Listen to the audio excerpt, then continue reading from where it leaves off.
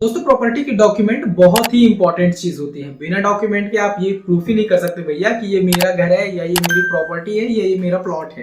तो document property की backbone ही होते हैं। बिना डॉक्यूमेंट के आप प्रॉपर्टी प्रूफ ही नहीं कर सकते हैं कि किस प्रॉपर्टी पे मेरा अधिकार है और किस प्रॉपर्टी पे मेरा अधिकार नहीं है।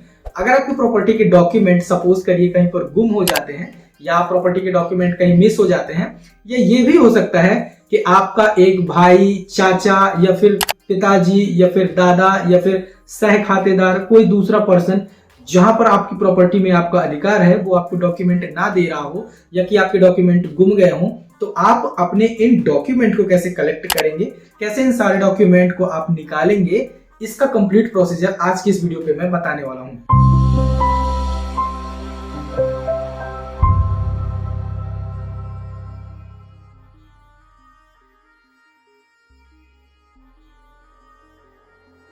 किसी भी प्रॉपर्टी के अगर डॉक्यूमेंट की बात करें तो सबसे इंपॉर्टेंट 3 डॉक्यूमेंट होते हैं प्रॉपर्टी के, जिसमें सबसे पहले नंबर पर आता है उस प्रॉपर्टी का खसरा, नक्शा, प्रॉपर्टी की किस्तबंदी या खतियान, या जिसे प्रॉपर्टी की खतौनी भी कहा जाता है। ये डॉक्यूमेंट प्रॉपर्टी के फर्स्ट डॉक्यूमेंट लैंड रिकॉर्ड होते हैं। दूसरे प्रॉपर्टी डॉक्यूमेंट की बात करें तो प्रॉपर्टी की लैंड बुक होती है, जिसे प्रॉपर्टी की ऋण पुस्तिका भी कहा जाता है। कई कई जगह पर इस प्रॉपर्टी की ऋण पुस्तिका को प्रॉपर्टी की पुस्तिका भी या प्रॉपर्टी पुस्तिका भी कहा जाता है। ये प्रॉपर्टी की लैंड बुक होती है। तीसरे डॉक्यूमेंट की अगर बात करें तो प्रॉपर्टी की रजिस्ट्री होती है, या प्रॉपर्टी की जिसे बैनामा कहा जाता है, या प्रॉपर्टी की जिसे सेल डीड भी कहा जाता है। इन 3 डॉक्यूमेंट्स में इन तीनों डॉक्यूमेंट्स का आपके पास होना जरूरी है। ये इंपॉर्टेंट है यहां पर समझना कि प्रॉपर्टी की रजिस्ट्री आपको तभी मिलती है जब आप किसी प्रॉपर्टी को किसी से खरीदते हैं या परचेस करते हैं। अगर आप किसी से प्रॉपर्टी खरीदते हैं या प्रॉपर्टी परचेस करते हैं तो ही आपके पास प्रॉपर्टी की सेल डीड होगी। अगर नहीं खरीदते, नहीं परचेस करते हैं तो आपके पास तीसरा डॉक्यूमेंट नहीं होगा।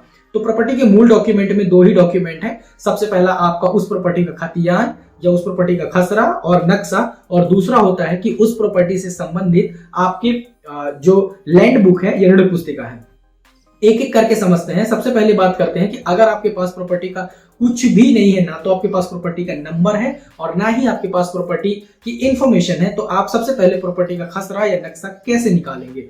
इसके लिए सबसे पहले आप अपने लैंड रिकॉर्ड की वेबसाइट पर जाइए। लैंड रिकॉर्ड की वेबसाइट पे आपको नाम से सर्च करने का ऑप्शन मिल जाता है। जैसे कि अगर मैं मध्य प्रदेश की बात करूं या उत्तर प्रदेश की बात करूं या बिहार की बात करूं, तो वहां पर आपको लैंड रिकॉर्ड नाम से सर्च करने का ऑप्शन मिलेगा। वहां से आप अपना गांव, जिस भी गांव पे प्रॉपर्टी है या जमीन है, वहां से सर्च करके अपना नाम सिलेक्ट करके और आप प्रॉपर्टी की इंफॉर्मेशन या खसरा, नक्शा या खतौनी, किस्तबंदी, जमाबंदी आप निकाल सकते हैं।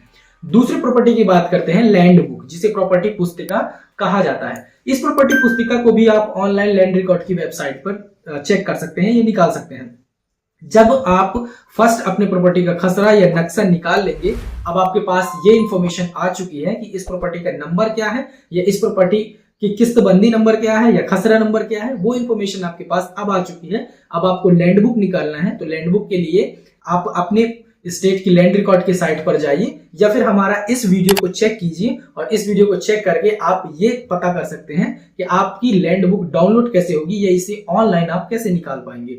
तो आपके पास ये 2 डॉक्यूमेंट आ गए। अब प्रॉपर्टी की अगर रजिस्ट्री आपकी गुम हो गई है कहीं पर भी, या फिर प्रॉपर्टी की रजिस्ट्री आप शामिल खाते में कराते हैं और एक बंदा आपको प्रॉपर्टी की रजिस्ट्री नहीं देता है, वो ये कहता है कि नहीं ये प्रॉपर्टी सिर्फ मेरी है, तो ऐसे में आप प्रॉपर्टी की रजिस्ट्री को भी अब ऑनलाइन निकाल सकते हैं। इस रजिस्ट्री को ऑनलाइन निकालने के लिए आप इस वीडियो को चेक करिए, और इस वीडियो पे आपको कंप्लीट इंफॉर्मेशन मिलेगी कि आप कैसे प्रॉपर्टी की रजिस्ट्री निकाल सकते हैं।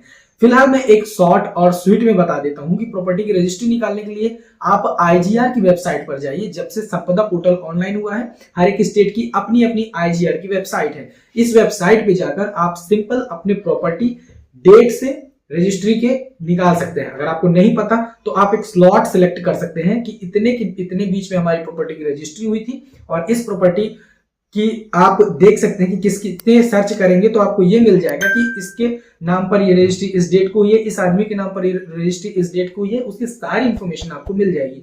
मोर डिटेल आप इस वीडियो को देख सकते हैं। यहाँ पर आपको सारी इंफॉर्मेशन मिल जाएगी कि कैसे आपको प्रॉपर्टी की रजिस्ट्री प्रिंट करना है। तो ये 3 बेसिकली इंपॉर्टेंट डॉक्यूमेंट होते हैं। अब बात करते हैं कि प्रॉपर्टी के पुराने डॉक्यूमेंट्स कैसे निकालते हैं।